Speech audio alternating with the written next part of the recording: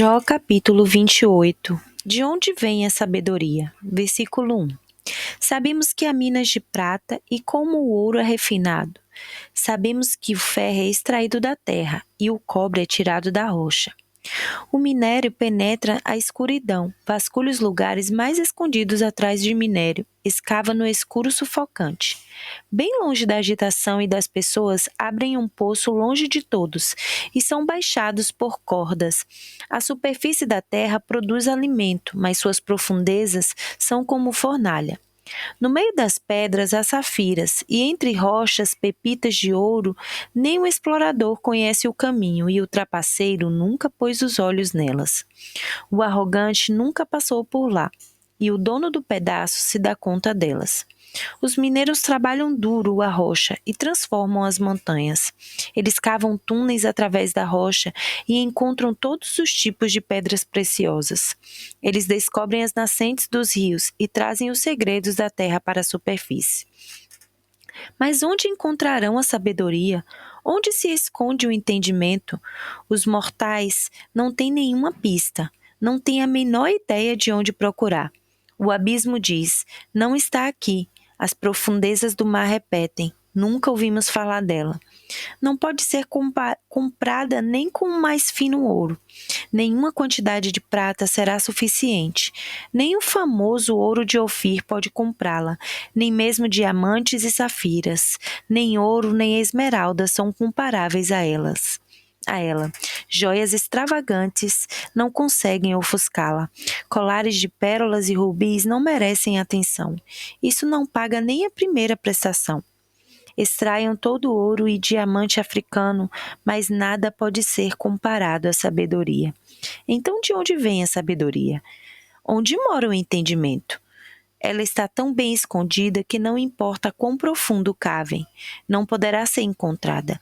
Se perguntarem aos mortos, dirão: só ouvimos boatos a respeito delas. Só Deus conhece o caminho para a sabedoria, sabe exatamente onde pode ser encontrada. Ele sabe o lugar exato de cada coisa na terra. Ele vê tudo debaixo do céu. Ele atribuiu a força dos ventos e estabeleceu a medida das águas. Estabeleceu leis para chuvas, trovões e relâmpagos. Mas, depois, concentrou-se na sabedoria. Certificou-se que tudo estava estabelecido. Então, dirigindo-se aos homens, disse: aqui está. O temor do Senhor é a sabedoria, e afastar-se do mal é ter entendimento. Jó capítulo 29. Ah, que saudade. Versículo 1. Jó continuou: ah, que saudade dos velhos tempos, quando Deus cuidava de mim. Ele sempre ia à frente com uma lâmpada, e eu andava na escuridão guiado por sua luz. Ah, que saudade dos anos dourados, quando a amizade de Deus agraciava meu lar, quando o poderoso ainda estava no meu lado, e meus filhos todos em volta de mim, quando tudo dava certo e nada era tão sofrido. Quando eu ia ao centro da cidade e me sentava com meus amigos na praça, jovens e velhos me cumprimentavam com respeito. Eu era honrado por todos na cidade. Quando eu falava, todos escutavam. Até os líderes se calavam para me ouvir. Os que me conheciam falavam bem de mim. Minha reputação ia à minha frente. Era conhecido por ajudar pessoas em dificuldades e apoiar os que estavam desanimados. O que estava prestes a morrer me abençoava. A viúva e os amigos se alegravam com a minha visita. Meu relacionamento com o povo era ótimo. Eu era conhecido por ser honesto e justo. Eu era os olhos do cego, os pés dos aleijados, um pai para o necessitado e um defensor do estrangeiro injustiçado. Já agarrei ladrões pelo pescoço e os fiz devolver o que haviam roubado. Eu pensava: morrerei em paz na minha casa, agradecido por uma vida longa e bem vivida, pois sou muito bem-sucedido e respeitado, e a honra se renova a cada dia. Minha alma será cheia de glória, e meu corpo saudável até o meu último dia. Todos ouviam quando eu falava, esperavam ansiosos cada palavra minha. Depois ficavam quietos e pensativos para que em sua vida elas fizessem sentido. Recebiam meus conselhos e absorviam tudo, como o solo bebe a chuva da primavera. Quando eu sorria para eles, mal podia acreditar. O rosto deles brilhava, os problemas sumiam. Eu era o líder deles, que lhes dava ânimo em tudo para um exemplo para todos. Para onde eu conduzisse, eles me seguiam. Capítulo 30. A dor nunca acaba. Mas isso acabou. Hoje sou alvo de piadas, de jovens mal educados e arrogantes. Ora, eu desprezava os pais deles, considerava-os piores que cães, que cuidam do rebanho. De que me serviriam eles? Já estavam velhos e sem forças, esgotados de tanta necessidade e fome. Perambulavam de rua em rua, revirando o lixo e comiam o que encontravam pela frente.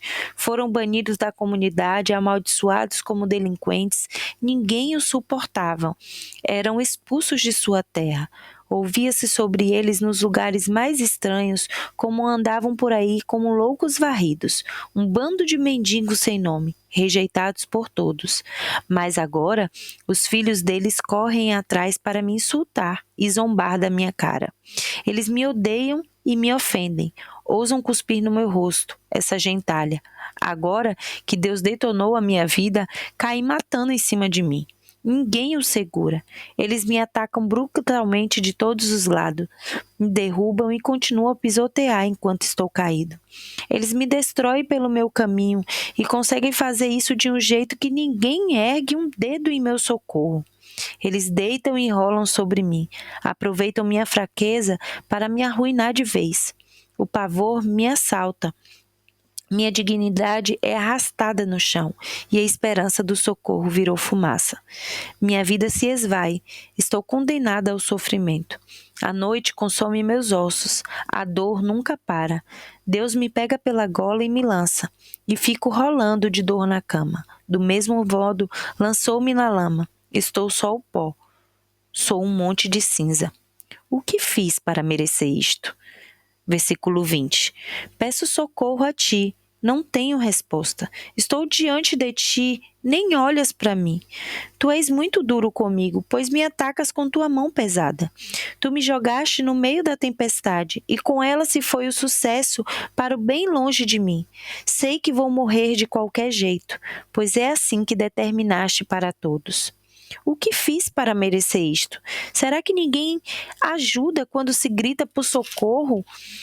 Eu não chorava junto quando via alguém passar necessidades? Não me entristecia por causa do pobre? Mas como isso se voltou contra mim?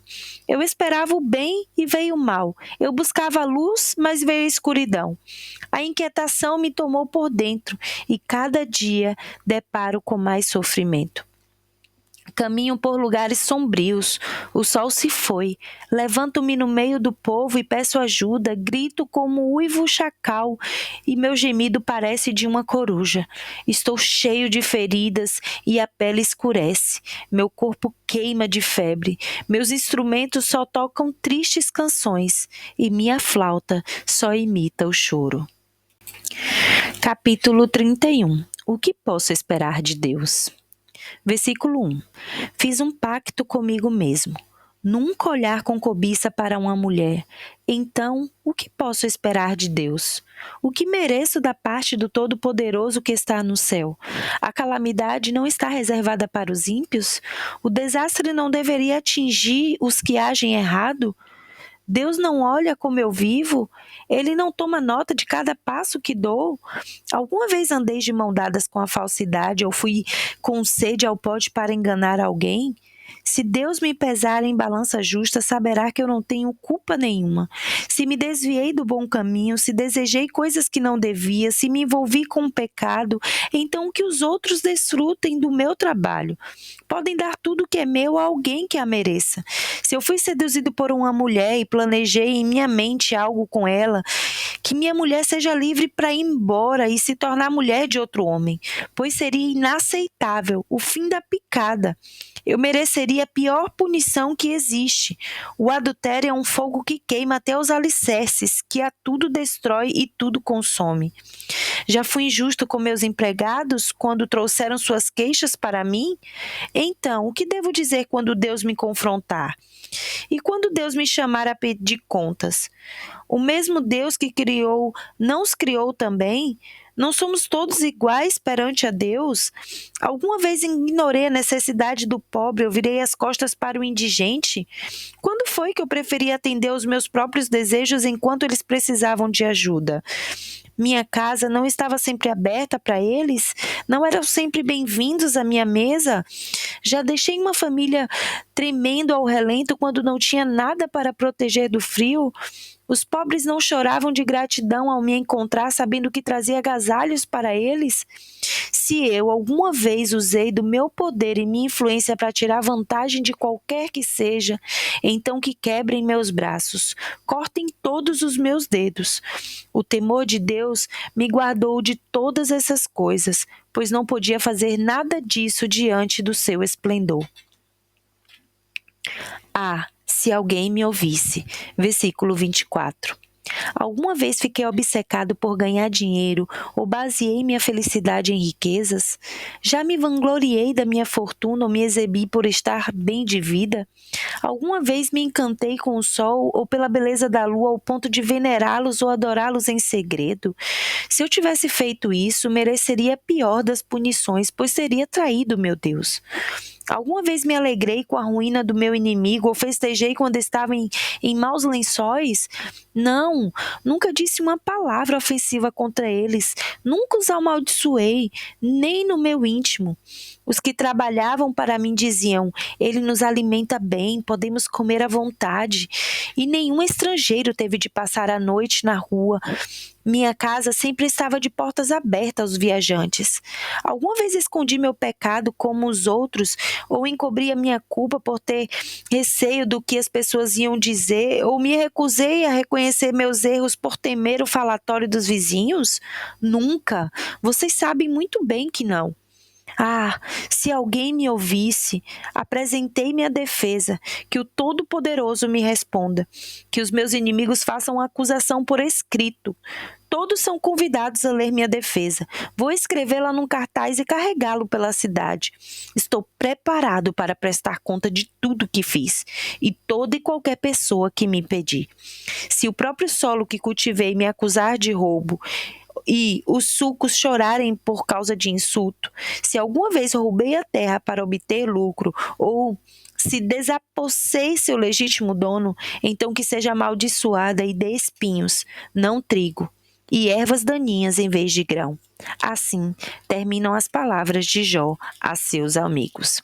Abrindo um parêntese para essa reflexão de Jó, finalmente, depois da defesa de Jó, os 3 amigos fizeram silêncio. Eles não conseguiram convencer Jó de que ele havia cometido um pecado. Não foram incapazes de persuadi-lo de que seu sofrimento era castigo por algum lapso moral sério. E não conseguiram convencê-lo de que fosse um hipócrita. Jó se recusou a ser intimado e a assumir uma falsa confissão pelas acusações de seus amigos. Ele estava tão certo de sua própria integridade quanto estava da bondade de Deus. Por isso, esperou que Deus o defendesse. Ele estava confuso, mas confiante, desnorteado, mas crédulo, esgotado, mas esperançoso, e mesmo assim esperou.